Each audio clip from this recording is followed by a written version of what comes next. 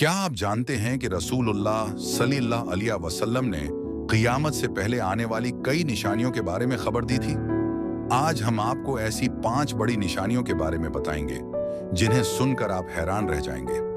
Number 1, लोग दीन से दूर होते जाएंगे, नमाजें छोड़ दी जाएंगी और दुनिया की मोहब्बत दिलों में बढ़ जाएगी। नंबर 2, झूठ आम हो जाएगा, सच्चे लोगों को झूठा और झूठों को सच्चा समझा जाएगा। नंबर 3, ऊंची ऊंची इमारतों की तामीर में लोग एक दूसरे से मुकाबला करेंगे। नंबर 4, वक्त में बरकत कम हो जाएगी, दिन और साल बहुत तेजी से गुजरते महसूस होंगे। नंबर 5, फितने और आजमाइशें इस कदर बढ़ जाएंगी कि हक और बातिल में फर्क करना मुश्किल हो जाएगा। दोस्तों, ये निशानियां हमें अपनी जिंदगियों का जायजा लेने की दावत देती हैं। आज ही तौबा करें, नमाज की पाबंदी करें और अल्लाह ताला से अपना ताल्लुक मजबूत बनाएं। अल्लाह ताला हम सबको आखिरत की तैयारी की तौफीक अता फरमाए। आमीन।